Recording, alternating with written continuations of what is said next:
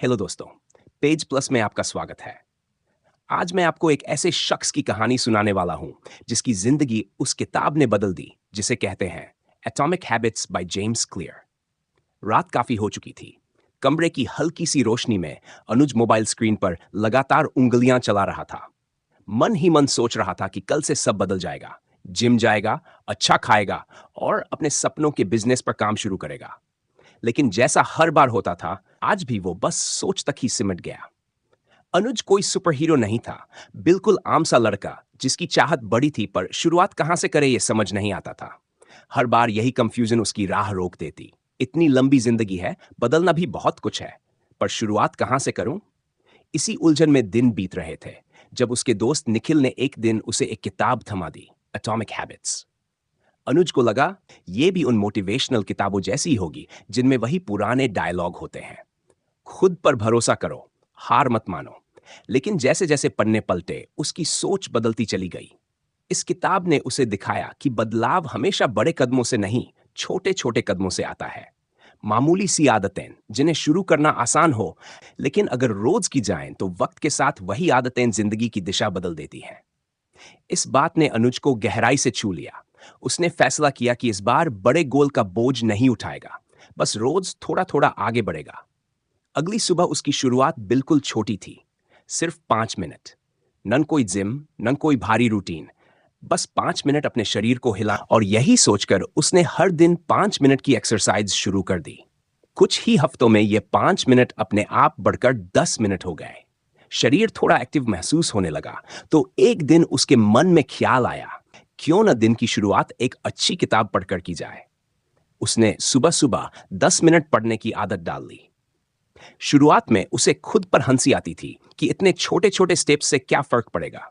लेकिन जैसे पैसों में ब्याज जुड़ता जाता है, वैसे ही आदतों में भी असर जुड़ता जाता है। उसने खुद को समझाया कि यही 10-10 मिनट के बदलाव एक दिन उसे उस इंसान में बदल देंगे जो वो बनना चाहता है। एक महीना गुजर गया और बिना एक भी दिन छोड़े वह इन छोटी छोटी आदतों को निभाता रहा। धीरे धीरे उसका सोचने का तरीका बदलने लगा। पहले वह मानता था कि जिंदगी बदलने के लिए बड़ा कदम उठाना जरूरी है, लेकिन अब उसे समझ आ गया था कि असली ताकत निरंतरता में है, न कि बड़े बड़े प्रयासों में। इसके बाद उसने एक और छोटा बदलाव किया। रात को सोने से पहले मोबाइल चलाना बंद कर दिया और उसकी जगह बिस्तर के पास एक नोटबुक रखने लगा। सोने से पहले वह अगले दिन के लिए 3 छोटे लक्ष्य लिखता, जैसे 10 मिनट टहलना, एक गिलास पानी ज्यादा पीना, या अपने स्टार्टअप के लिए एक नया आइडिया सोचना। इन छोटे बदलावों का असर दिखने लगा। उसका आत्मविश्वास बढ़ने लगा। जो काम पहले उसे असंभव लगते थे, अब डोबल लगने लगे। वजह साफ थी, वह हर काम को छोटे टुकड़ों में बांट चुका था। फिर एक दिन घर में शादी का माहौल था। सब लोग व्यस्त थे। पूरा रूटीन गड़बड़ा गया। पहले वाला अनुज होता तो यही सोचकर हार मान लेता कि अब सब बिगड़ गया, फिर से शुरू करना मुश्किल है।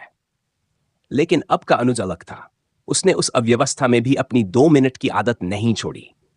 उसने खुद को याद दिलाया, मिस वंस, एक दिन का ब्रेक चल सकता है, लेकिन 2 दिन का ब्रेक आदत को जल्दी तोड़ देता है। अनुज की जिंदगी अब पूरी तरह परफेक्ट नहीं थी, लेकिन पहले से कहीं ज्यादा सोच समझ कर चलने लगी थी। अब वह हर काम इरादे के साथ करता था। उसने सोशल मीडिया का इस्तेमाल बहुत कम कर दिया था। कुछ महीनों बाद जब उसके दोस्त उससे मिले तो हैरान रह गए। एक ने मजाक में कहा, भाई तू तो बदल ही गया है। अनुज मुस्कुराया और बोला, कुछ नहीं यार, बस रोज 1% बेहतर बनने की कोशिश कर रहा हूं। दोस्तों को उसकी ये बात मजाक लगी, पर हकीकत में वही कर रहा था। हर दिन बस 1% सुधार। उसने एक और पुरानी आदत छोड़ी, खुद को नीचा दिखाने की। पहले वह अक्सर सोचता था कि मैं लेजी हूं, मैं डिसिप्लिन वाला नहीं हूं, मुझसे नहीं होगा। लेकिन अब जब भी ऐसा ख्याल आता, वो खुद से एक सवाल पूछता, क्या मैं आज बस 1% बेहतर बन सकता हूं? और फिर उसी दिन कुछ छोटा सा काम कर देता। धीरे धीरे उसकी सोच बदलने लगी और उसके काम के नतीजे भी। उसे अच्छे क्लाइंट्स मिलने लगे। वह खुद हैरान था कि इतनी छोटी छोटी आदतें इतनी बड़ी चीजें बदल सकती हैं। एक दिन उसने अपने कमरे की दीवार पर एक वाक्य लिख दिया, सफलता कोई मंजिल नहीं है, यह एक सिस्टम है। सिस्टम सही है तो मंजिल अपने आप मिल जाएगी। इस सफर में अनुज ने सबसे बड़ा सबक यही सीखा कि बदलाव का राज मोटिवेशन में नहीं है। उसे अब समझ आ गया था कि असली ताकत है स्पष्टता और निरंतरता। अब उसे हर दिन मोटिवेशन की तलाश नहीं रहती थी, क्योंकि उसकी दिशा साफ हो चुकी थी और उसे बस उस रास्ते पर चलते रहना था। जब कोई उससे पूछता कि आखिर उसकी जिंदगी कैसे बदल गई, तो वह बस यही कहता, कुछ भी एक दिन में नहीं बदला, मैं हर दिन थोड़ा थोड़ा बदलता गया। यही है एटॉमिक हैबिट्स की ताकत। छोटे छोटे कदम जो समय के साथ मिलकर बड़ा बदलाव बन जाते हैं। जो लोग सोचते हैं कि सब कुछ एक साथ बदलना है, वे अक्सर शुरुआत ही नहीं कर पाते। लेकिन जो सिर्फ 2 मिनट से शुरू करते हैं, वे एक दिन 2 घंटे तक पहुंच जाते हैं। अनुज अब भी परफेक्ट नहीं है, लेकिन अब उसे परफेक्शन की जरूरत नहीं है। उसे चाहिए बस प्रोग्रेस, हर दिन, हर हफ्ते, हर महीने, थोड़ा थोड़ा लगातार। कुछ महीनों बाद की एक शाम, अनुज बालकनी में बैठा चाय की चुस्की ले रहा था। हाथ में मोबाइल था, लेकिन इस बार वह स्क्रॉल नहीं कर रहा था। वह बस सोच रहा था कि वो अब कहां पहुंच चुका है और आगे कहां जाना चाहता है। पिछले महीनों में उसने खुद को बदलते देखा था, लेकिन अब उसके मन में एक और गहरा सवाल था, मैं किस इंसान में बदल रहा हूं? उसे अब समझ आने लगा था कि सिर्फ गोल सेट करना काफी नहीं होता। जैसे, मुझे 10 किलो वजन कम करना है, या मुझे एक सफल बिजनेसमैन बनना है। ये सब आउटपुट वाले गोल्स हैं। असली बदलाव तब आता है जब आप खुद से पूछते हैं, मैं कौन बनना चाहता हूं? एक दिन का ब्रेक चल सकता है, लेकिन 2 दिन का ब्रेक आदत को जल्दी तोड़ देता है। अनुज की जिंदगी अब पूरी तरह परफेक्ट नहीं थी, लेकिन पहले से कहीं ज्यादा सोच समझ कर चलने लगी थी। अब वह हर काम इरादे के साथ करता था। उसने सोशल मीडिया का इस्तेमाल बहुत कम कर दिया था। उसने अपने स्टार्टअप पर फोकस करना शुरू कर दिया था। कुछ क्लाइंट्स भी जुड़ गए थे, लेकिन एक दिन उसे बहुत कड़ा फीडबैक मिला। क्लाइंट ने साफ कह दिया, तुम्हारा काम अभी इमेच्योर है, इसमें प्रोफेशनल टच नहीं है। पहले का अनुज होता तो यह सुनते ही हताश होकर सब छोड़ देता। लेकिन इस बार उसने खुद से एक सवाल किया, अगर मैं सच में एक जिम्मेदार उद्यमी बनना चाहता हूं, तो इस फीडबैक का सामना कैसे करूंगा? यही थी उसकी नई सोच, आइडेंटिटी पर आधारित। अब वो सिर्फ नतीजे के बारे में नहीं सोच रहा था, बल्कि उस इंसान के बारे में सोच रहा था जो वह बनना चाहता था। उसने अपने आप से पूछा, क्या मैं वो व्यक्ति हूं जो मुश्किल आते ही पीछे हट जाता है, या वो जो उनसे सीखता है? अगले ही दिन से उसने अपनी सोच बदलनी शुरू कर दी। अब हर आदत सिर्फ किसी गोल तक पहुंचने के लिए नहीं थी, बल्कि खुद को नया बनाने के लिए थी। वह हर दिन पढ़ता, क्योंकि अब वह खुद को एक पढ़ने वाला इंसान मानता था। फिर एक दिन उसने तय किया, मैं डिसिप्लिन्ड इंसान हूं, और उस सोच के साथ उसने हर सुबह उठकर सबसे पहले अपना बिस्तर ठीक करना शुरू कर दिया। यह कोई बड़ा काम नहीं था, लेकिन यह उसके दिमाग के लिए एक संकेत था, मैं अनुशासन वाला व्यक्ति हूं। अब उसकी आदतें किसी परिणाम के लिए नहीं, बल्कि अपनी पहचान, आइडेंटिटी बनाने के लिए थीं। एक दिन उसका दोस्त राहुल उसे बोला, तू इतना कंसिस्टेंट कैसे रह लेता है? मुझसे तो कोई आदत टिकती ही नहीं। अनुज मुस्कुराया और बोला, क्योंकि मैं आदत नहीं बना रहा, मैं खुद को नया बना रहा हूं। राहुल को यह बात समझ नहीं आई। उसने फिर पूछा, मतलब? अनुज बोला, देख, जब कोई कहता है कि मैं स्मोकर हूं, तो वो खुद को एक नई आइडेंटिटी दे देता है, और फिर उसी पहचान के हिसाब से उसका बिहेवियर बदल जाता है। मैं भी यही कर रहा हूं। मैं खुद को एंटरप्रेन्योर मानता हूं और वैसा ही व्यवहार करता हूं। राहुल चुप हो गया। शायद पहली बार उसने इतनी गहराई से हैबिट और आइडेंटिटी के बीच का रिश्ता समझा।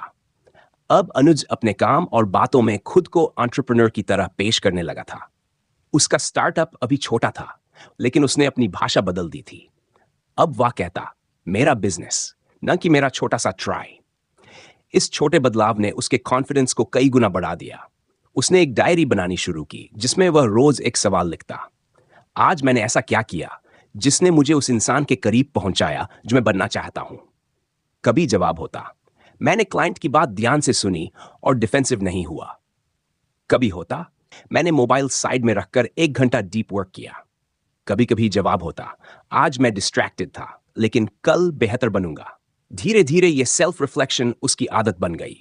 अब वह खुद से लड़ने के बजाय उसकी बॉडी लैंग्वेज में अब आत्मविश्वास झलकने लगा था। उसने कपड़े पहनने के अंदाज पर ध्यान देना शुरू किया, लेकिन दूसरों को इंप्रेस करने के लिए नहीं, बल्कि खुद से जुड़े रहने के लिए। अब वह सोचता, मैं एक डिसिप्लिन्ड, प्रेजेंटेबल और रिस्पेक्टफुल इंसान हूं, और मुझे उसी तरह दिखना और रहना चाहिए। उसने एक बहुत ही आसान तरीका अपनाया। जब भी कोई काम करता, खुद से सवाल करता, क्या ये उस इंसान का काम है जो मैं बनना चाहता हूं? रात को अगर 12 बजे तक मोबाइल पर स्क्रॉल करने का मन करता, तो वह खुद से पूछता, क्या एक काम और फोकस्ड इंसान ऐसा करेगा? और अगर जवाब नहीं होता, तो वह फोन बंद करके सो जाता। ऐसे छोटे-छोटे फैसलों ने उसकी पहचान को और मजबूत किया। अब वो बदलाव करने की कोशिश नहीं कर रहा था, वो बदलाव को जी रहा था। फिर एक दिन उसकी मेहनत का फल एक नए रूप में सामने आया। उसे एक प्रतिष्ठित इवेंट में बतौर एंटरप्रेन्योर बुलाया गया। न तो उसके पास कोई बड़ा ऑफिस था, न बड़ी टीम, लेकिन उसकी सीरियसनेस को लोग पहचानने लगे थे। स्टेज पर जाकर जब उसने माइक पकड़ा, तो उसके मुंह से पहला वाक्य निकला, मैं यहां किसी बड़े अचीवमेंट की वजह से नहीं, बल्कि अपनी आइडेंटिटी की वजह से खड़ा हूं। मैंने खुद को कमिटेड लर्नर और एंटरप्रेन्योर मानना शुरू किया, और धीरे धीरे वही बन गया। हॉल तालियों से गूंज उठा। अनुज की आंखों में चमक थी। वह जानता था सफर अभी लंबा है, लेकिन अब उसे खुद पर कोई शक नहीं था। रात को घर लौटकर उसने अपनी नोटबुक में लिखा, पहले आइडेंटिटी बनाओ, रिजल्ट अपने आप आएंगे। उस दिन के बाद उसने खुद से वादा किया कि वह ऐसा इंसान बनेगा जो कंसिस्टेंटली वैल्यू देता है। पहले का अनुज प्रोक्रेस्टिनेट करता था, ब्लेम करता था और कंफ्यूज रहता था। अब का अनुज शांत था, स्पष्ट था और हर फैसले में इंटेंशनल था। उसे समझ आ चुका था कि आइडेंटिटी बेस्ड हैबिट्स की सबसे बड़ी ताकत यह है कि ये टेम्पररी नहीं होती।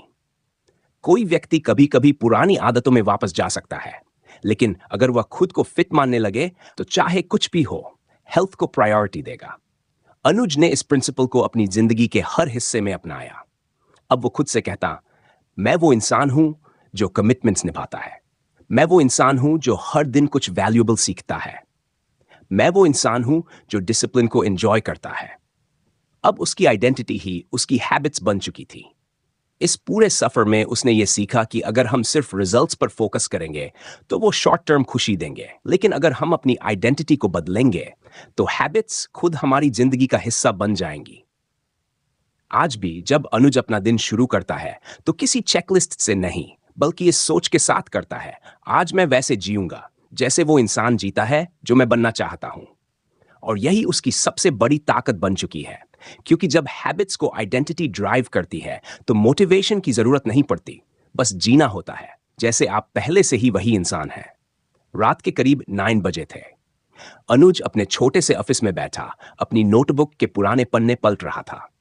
इन पन्नों में पिछले महीनों की सारी प्लानिंग, एक्सपेरिमेंट्स और रिफ्लेक्शंस लिखे थे। हर पन्ना जैसे उसके एक नए वर्जन को दिखा रहा था। लेकिन आज वो सिर्फ पढ़ने के लिए नहीं बैठा था। उसकी बॉडी लैंग्वेज में अब आत्मविश्वास झलकने लगा था, बल्कि वह एक नई परेशानी का हल ढूंढने बैठा था।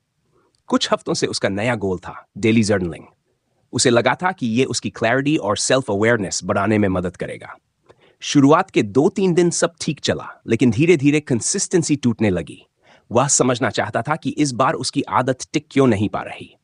तभी उसे याद आया, एटॉमिक हैबिट्स में एक कॉन्सेप्ट था, the 4 laws of behaviour change, cue, craving, response और रिवॉर्ड। उसने सोचा, क्यों न इस फॉर्मूले का इस्तेमाल करके देखा जाए। अगली सुबह उसने खुद से कहा, चलो इस हैबिट को इन 4 हिस्सों में तोड़कर देखते हैं, शायद यही मेरी प्रॉब्लम सॉल्व कर दे। सबसे पहले आया क्यू, यानी वो संकेत जो किसी आदत की शुरुआत करता है। वो सोचने लगा, मेरी जर्नलिंग का क्यू रात का समय है। जब सारे काम खत्म हो जाते हैं, तब मैं थक चुका होता हूं और मोबाइल स्क्रॉल करते करते सो जाता हूं, यानी क्यू ही गलत है। उसने तय किया, अब जर्नलिंग सुबह करूंगा जब दिमाग फ्रेश रहेगा। और क्यू क्या होगा? अपने डेस्क पर रखा उसका फेवरेट पेन और नोटबुक जो अब तक दराज में बंद रहते थे। उसने दोनों को बाहर डेस्क पर रख दिया, ताकि उन्हें देखते ही उसे रोज ये काम याद आए। अब बारी थी क्रेविंग की, यानी वो चाह जो हमें एक्शन लेने पर मजबूर करती है। उसने खुद से पूछा, मुझे जर्नलिंग में किस चीज की क्रेविंग हो सकती है? जवाब आया, खुद को शब्दों में समझने की क्रेविंग। लेकिन यह बहुत एब्स्ट्रैक्ट था। उसे कुछ ऐसा चाहिए था जो तुरंत आकर्षित करे। इसलिए उसने जर्नलिंग को थोड़ा क्रिएटिव बना दिया। अब वह सिर्फ प्लेन थॉट्स नहीं लिखेगा, बल्कि हर एंट्री के साथ एक छोटा सा डूडल भी बनाएगा, चाहे अच्छा बने या खराब। उसने सोचा, यह फन एलिमेंट मुझे इसे करने के लिए खींचेगा। और वाकई ये ट्रिक काम कर गई। अब बारी थी रिस्पॉन्स की, यानी वो एक्चुअल एक्शन जो आदत को बनाता है। पहले जर्नलिंग शुरू करने में ही बोझ लगता था। नोटबुक ढूंढना, पेन लाना, सोचना कि क्या लिखूं। अब उसने इसे सिंप्लीफाई कर दिया। नोटबुक और पेन पहले से रेडी रहते थे और उसने जर्नलिंग के लिए एक फिक्स्ड फॉर्मेट बना लिया। 3 लाइन ग्रेटिट्यूड, 1 लाइन आज का लेसन और एक डूडल। इससे जर्नलिंग आसान हो गई और एनर्जी भी बचने लगी। अंत में आया रिवॉर्ड, यानी वो कारण जिसकी वजह से हम हैबिट दोहराते हैं। पहले जर्नलिंग के इमीडिएट फायदे उसे महसूस नहीं होते, बल्कि वह एक नई परेशानी का हल ढूंढने बैठा था। कुछ हफ्तों से इसलिए उसने रिवॉर्ड सिस्टम खुद बना लिया। हर बार जर्नलिंग पूरी करने के बाद वह खुद को एक स्टार वाला स्टिकर देता, जिसे वह अपने वॉल कैलेंडर पर चिपकाता। और हर 7 स्टिकर पूरे होने पर खुद को एक छोटा सा रिवॉर्ड देता। कभी अपनी पसंदीदा कॉफी, कभी नया बुकमार्क, तो कभी अकेले टहलने का समय। ये छोटे छोटे रिवॉर्ड उसकी हैबिट को और मजबूत बनाने लगे।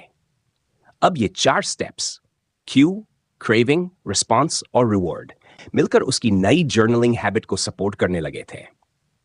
इस सिस्टम की वजह से अब उसे बार बार मोटिवेशन ढूंढने की जरूरत नहीं पड़ती थी। एक दिन उसका दोस्त राहुल उसके ऑफिस आया। कैलेंडर पर लगे स्टार स्टिकर देखकर उसने हंसते हुए पूछा, भाई, ये बच्चों जैसी स्टिकर क्यों लगा रखी हैं? अनुज हंस पड़ा और बोला, यही तो मेरी आइडेंटिटी का सबूत है। मैं अपने स्मॉल विन्स को सेलिब्रेट करना जानता हूं। राहुल को दिलचस्पी हो गई। उसने आदतें बनाने का तरीका समझने के लिए अनुज से सवाल पूछने शुरू कर दिए। अनुज ने उसे समझाया, देख, कोई भी नई हैबिट बनाने के लिए ये 4 चीजें जरूरी हैं। पहला क्यू, साफ और दिखाई देने वाला होना चाहिए ताकि दिमाग को सिग्नल मिले। दूसरा, क्रेविंग, हैबिट इतनी इंटरेस्टिंग या मीनिंगफुल हो कि करने का मन हो। तीसरा, रिस्पॉन्स, इतना सिंपल होना चाहिए कि एक्सक्यूजेस न बने।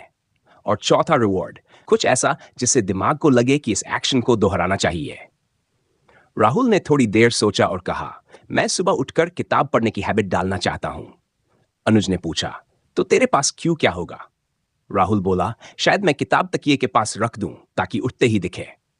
परफेक्ट। क्रेविंग क्या होगी? राहुल ने कहा, सुबह सुबह थोड़ी इंस्पिरेशन चाहिए, किताब पढ़ने से एनर्जी मिलेगी। ग्रेट। रिस्पॉन्स को आसान कैसे बनाएगा? मैं ऐसी किताब लूंगा जिसके चैप्टर्स छोटे हो ताकि 5-8 मिनट में एक चैप्टर पूरा हो जाए। और रिवॉर्ड? राहुल ने कहा, हर बार पढ़ने के बाद अपनी फेवरेट प्लेलिस्ट का एक गाना सुनूंगा। अनुज मुस्कुराया, देख, अब तू बिहेवियर डिजाइन कर रहा है, फोर्स नहीं कर रहा।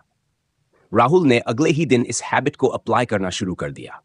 कुछ ही दिनों बाद वह खुद आया और बोला, भाई, ये 4 लॉज तो कमाल हैं।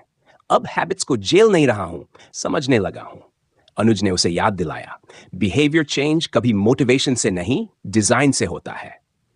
अब अनुज ने इस फ्रेमवर्क को बाकी हैबिट्स में भी लागू कर दिया।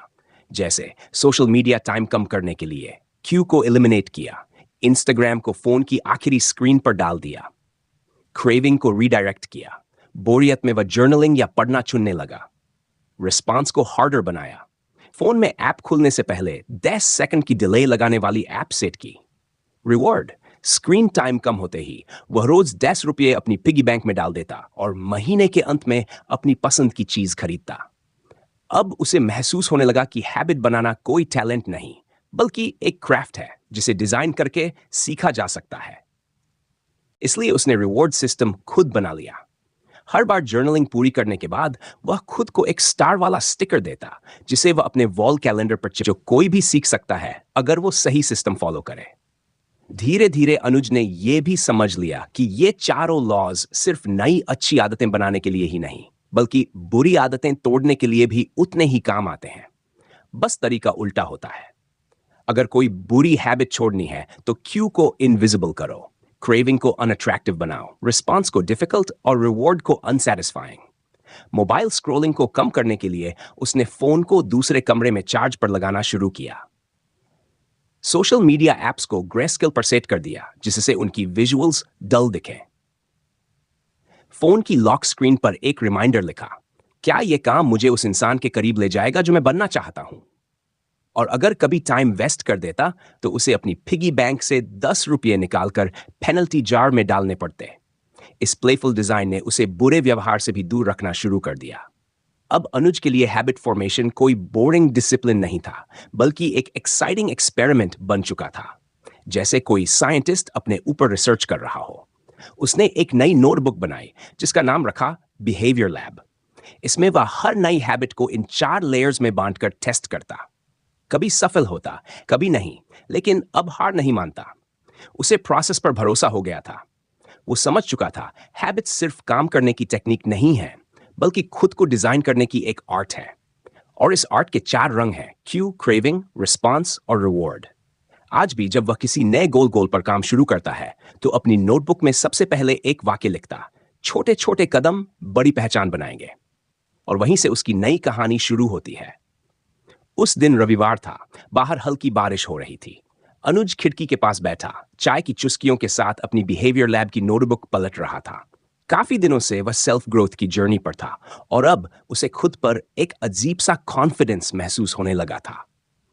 छोटे छोटे बदलावों ने उसे कंसिस्टेंसी, आइडेंटिटी बेस्ड हैबिट्स और बिहेवियर चेंज के 4 लॉज का गहरा लेसन दिया था। लेकिन आज उसके मन में एक नया सवाल था। कुछ दिनों से उसने मेडिटेशन की हैबिट शुरू करने की कोशिश की थी। सब कुछ कर लिया था, बेनिफिट्स पढ़ लिए, टेक्निक सीख ली, एप्स डाउनलोड कर ली, फिर भी एक दिन करता और अगले दिन भूल जाता। कई बार तो रात को याद आता, अरे आज तो मेडिटेशन करना था। उसने सोचा, मैं इतनी सारी हैबिट्स में कंसिस्टेंट रह सकता हूं, तो मेडिटेशन क्यों नहीं हो पा रही? शाम को उसने फिर एटॉमिक हैबिट्स की उसी सेक्शन को खोला जहां जेम्स क्लियर ने लिखा था, make it obvious, implementation intentions और हैबिट स्टैकिंग ने मानो उसकी पूरी सोच बदल दी थी। अब उसे समझ आया कि उसकी मेडिटेशन हैबिट की सबसे बड़ी रुकावट सिर्फ ये थी कि वो वेग थी। बस मन में सोच लिया था कि मेडिटेशन करूंगा, लेकिन कब, कहां और कैसे, ये सब तय नहीं किया था। और जब तक कोई हैबिट इतनी अस्पष्ट रहती है, दिमाग उसे आसानी से इग्नोर कर देता है। अगले ही दिन उसने एक क्लियर प्लान बनाया। मैं हर दिन सुबह 7 बजे जब अपनी चाय खत्म करूंगा, उसके तुरंत बाद 5 मिनट मेडिटेशन करूंगा अपने रीडिंग कॉर्नर में। अब ये वेग विश नहीं रही, बल्कि क्रिस्टल क्लियर इंटेंशन बन गई। क्यों तय हो गया, चाय खत्म करना, टाइम फिक्स हो गया, सुबह 7 बजे, और जगह भी तय हो गई, रीडिंग कॉर्नर। अगले दिन जैसे ही चाय खत्म हुई, वो सीधा कॉर्नर में गया, ऐप खोला और 5 मिनट मेडिटेशन किया। सबसे अच्छी बात, उसे याद रखने की जरूरत ही नहीं पड़ी। क्यू ने अपने आप काम कर दिया। इस टेक्निक ने उसके लिए गेम बदल दिया। फिर उसने हैबिट स्टैकिंग का इस्तेमाल शुरू किया, नई हैबिट्स को पुरानी आदतों के साथ जोड़ देना। वो सोचने लगा, कौन सी नई आदत किस पुरानी रूटीन के साथ कनेक्ट कर सकता हूं ताकि वो नेचुरली दिमाग में बैठ जाए। उसने कुछ सिंपल हैबिट स्टैक्स बनाए। जब मैं रात को टूथब्रश रखूंगा, तभी ग्रेटिट्यूड जर्नल में एक लाइन लिखूंगा। जब मैं लैपटॉप बंद करूंगा शाम को, तभी 10 मिनट वॉक करूंगा। जब मैं बाहर से शूज उतारूंगा, तभी एक ग्लास पानी पीऊंगा। इस तरह हर नई हैबिट पुराने रूटीन से जुड़ गई। अब याद रखने का बोझ कम हो गया, क्योंकि दिमाग को कुछ नया याद नहीं करना पड़ा। बस पुरानी आदत के बाद अगला एक्शन ऑटोमेटिक हो गया। एक दिन उसका दोस्त राहुल मिलने आया और मजाक में बोला, भाई अब तो तू रोबोट बन गया है, सब कुछ टाइम पर करता है। अनुज हंसकर बोला, रोबोट नहीं भाई, बस सिस्टम वाला इंसान बन गया हूं। राहुल ने कहा, मुझे भी टाइम पर पढ़ाई करनी है, लेकिन ध्यान ही नहीं रहता। अनुज ने पूछा, तेरे कौन से हैबिट्स हैं जो तू कभी नहीं भूलता? राहुल ने सोचा और बोला, ब्रश करना, चाय पीना और फोन चेक करना। अनुज ने कहा, बस वही स्टैक कर दे अपनी पढ़ाई की हैबिट, जैसे चाय पीते ही 10 मिनट पढ़ ले या फोन चेक करने से पहले एक पेज पढ़ ले। राहुल को यह आइडिया पसंद आया और उसने अगले ही दिन ट्राई करना शुरू कर दिया। अब अनुज की आदतें ऑब्वियस बनने लगीं। उसने एक व्हाइट बोर्ड खरीदा और उस पर अपनी हैबिट स्टैक्स लिखकर कमरे में टांग दी, ताकि सुबह उठते ही वो नजर आए। अब जब भी वो कोई नई हैबिट डिजाइन करता, सबसे पहले खुद से पूछता, इस हैबिट का क्यों क्या है? क्योंकि जब क्यों स्ट्रांग होता है, तो आदत का ट्रिगर अपने आप काम करता है। कुछ हफ्तों बाद उसने देखा कि मेडिटेशन अब उसके सिस्टम में इंटीग्रेट हो चुकी है। अब चाय खत्म होते ही बिना सोचे समझे मेडिटेशन करना उसकी नेचर बन गई थी। यही था हैबिट स्टैकिंग का मैजिक, एक बिहेवियर से दूसरे बिहेवियर का नेचुरल जुड़ जाना। उसने अपने एनवायरनमेंट को भी रीडिजाइन करना शुरू किया। जैसे उसने अपनी फेवरेट बुक्स घर के ऐसे कोनों में रख दी जहां उसकी नजर बार बार जाती थी, डाइनिंग टेबल, बेड साइड और यहां तक कि बाथरूम शेल्फ पर भी, ताकि अगर बोर्डम हो तो स्क्रॉलिंग नहीं, पढ़ना डिफॉल्ट बन जाए। इम्प्लीमेंटेशन इंटेंशंस और हैबिट स्टैकिंग ने मानो उसकी पूरी सोच बदल दी थी। अब उसे समझ आया कि उसकी मेडिटेशन हैबिट की सबसे बड़ी रुकावट सिर्फ ये थी। उसने धीरे धीरे एक बात साफ समझ ली, what you see is what you do. जैसे ही उसने फोन को दूर और किताबों को पास रखना शुरू किया, पढ़ना अपने आप बढ़ गया। उसने खुद से कहा, सही आदत को सामने रखो और गलत आदत को सामने से हटा दो। यही सिद्धांत उसने मोबाइल यूज पर भी लागू किया। उसने डिस्ट्रैक्टिंग एप्स को एक दूर वाले फोल्डर में डाल दिया और होम स्क्रीन पर सिर्फ वही एप्स छोड़ी जो उसकी ग्रोथ में मदद करती थी, जैसे किंडल, नोशन और मेडिटेशन ऐप। इसके बाद उसने एक और कॉन्सेप्ट अपनाया, हैबिट एनवायरनमेंट। उसने अपने लिए एक रीडिंग कॉर्नर बनाया जहां सिर्फ किताबें और एक आरामदायक कुर्सी थी। जैसे ही वो वहां बैठता, उसके दिमाग को सिग्नल मिल जाता, अब पढ़ने का समय है। ये प्लेस स्पेसिफिक क्यू हर बार एक्शन को आसान बना देती थी। धीरे धीरे उसने महसूस किया कि एनवायरनमेंट चुपचाप हमारे डिसीजंस को शेप करता है। अब घर का हर कोना एक खास पर्पस के लिए तय था। स्टडी टेबल सिर्फ डीप वर्क के लिए, बेड सिर्फ सोने के लिए, सोफा सिर्फ कैजुअल टॉक्स के लिए। इस सेटअप ने हर हैबिट को एक फिजिकल क्यू दे दिया। डिस्ट्रैक्शन अपने आप कम होते गए। अब उसे हर काम के लिए मोटिवेशन की जरूरत नहीं थी। क्लैरिटी ही उसकी मोटिवेशन बन चुकी थी। उसे अब सोचना नहीं पड़ता था, बस उसके क्यूज उसे सही डायरेक्शन में पुश कर देते थे। एक दिन उसने आईने में खुद को देखा और मुस्कुराया। वो अब ऐसा इंसान बन चुका था जो अपने एनवायरनमेंट को डिजाइन करता था ताकि हैबिट्स नेचुरली फॉलो करे। उसे पता चल गया था, क्लैरिटी एक्शन को ट्रिगर करती है और वेग सोच सिर्फ डिले करती है। आज भी जब कोई उससे पूछता, तू हैबिट्स मेंटेन कैसे कर लेता है, तो वो मुस्कुराकर कहता, मैं हैबिट्स नहीं बनाता, मैं क्यूज बनाता हूं। क्यू ट्रिगर करता है craving, craving leads to response और रिवॉर्ड सील। धीरे धीरे उसकी जिंदगी पूरी तरह क्यू बेस्ड हो चुकी थी। कब, कहां और कैसे करना है, इसकी क्लैरिटी ही उसे ड्राइव कर रही थी। अब उसका हर दिन इंटेंशनल, डिजाइंड और लगभग डिस्ट्रैक्शन फ्री था। जब आदतें ऑब्वियस हो जाती हैं तो उन्हें निभाना मुश्किल नहीं लगता, बस एक फ्लो में सब होता चला जाता है। अभय की सुबह अब शांत और फोकस्ड होती थी, दिन प्रोडक्टिव और रातें रिफ्लेक्टिव। छोटी छोटी आदतें जो कभी स्ट्रगल लगती थी, अब उसकी आइडेंटिटी का हिस्सा बन चुकी थी। लेकिन एक आदत ऐसी थी जो बार बार शुरू होकर भी टूट जाती थी, एक्सरसाइज। कई बार उसने सोचा, मुझे फिट रहना चाहिए। उसने रनिंग शूज खरीद लिए, यूट्यूब वर्कआउट प्लेलिस्ट तैयार की, स्मार्ट वॉच में रिमाइंडर्स तक लगा दिए। फिर भी जब भी एक्सरसाइज का समय आता, वो खुद को टाल देता, कल से पक्का शुरू करूंगा। एक दिन उसने खुद से सीधा सवाल किया, मैं मेडिटेशन कर सकता हूं, जर्नलिंग कर सकता हूं, लेकिन वर्कआउट क्यों नहीं कर पाता? जवाब साफ था, उसे एक्सरसाइज बोरिंग लगती थी। मतलब ये हैबिट उसके लिए अट्रैक्टिव नहीं थी। तभी उसे एटॉमिक हैबिट्स की एक पुरानी लाइन याद आई, मेक इट अट्रैक्टिव। और इसके साथ ही उसे याद आया टेम्पटेशन बंडलिंग का कॉन्सेप्ट, यानी किसी जरूरी लेकिन अनअपीलिंग हैबिट को उस चीज के साथ जोड़ देना जो हमें बेहद पसंद हो। अभय को म्यूजिक सुनना बहुत पसंद था, खासतौर पर बॉलीवुड और रेट्रो डांस ट्रैक्स। उसने सोचा, क्यों ना वर्कआउट को म्यूजिक के साथ जोड़ दूं। अगले ही दिन उसने वर्कआउट जलवा नाम की एक नई प्लेलिस्ट बनाई जिसमें सिर्फ उसके फेवरेट डांस नंबर्स थे। शुरुआत में सिर्फ प्लेलिस्ट बनाने से कुछ खास फर्क नहीं पड़ा। फिर उसने एक पावरफुल रूल ऐड किया, मैं अपने फेवरेट गाने सिर्फ तभी सुनूंगा जब मैं वर्कआउट कर रहा हूंगा। यानी उसकी फेवरेट म्यूजिक का रिवॉर्ड एक्सरसाइज से डायरेक्टली लिंक्ड हो गया। अब म्यूजिक की क्रेविंग ही उसे वर्कआउट शुरू करने के लिए पुश करने लगी। धीरे धीरे ये बंडलिंग उसकी सबसे बड़ी मोटिवेशन बन गई। अगर ये बुक समरी आपको थोड़ी भी उपयोगी लगी हो तो एक लाइक जरूर करें और चैनल को सब्सक्राइब करना ना भूलें। धन्यवाद।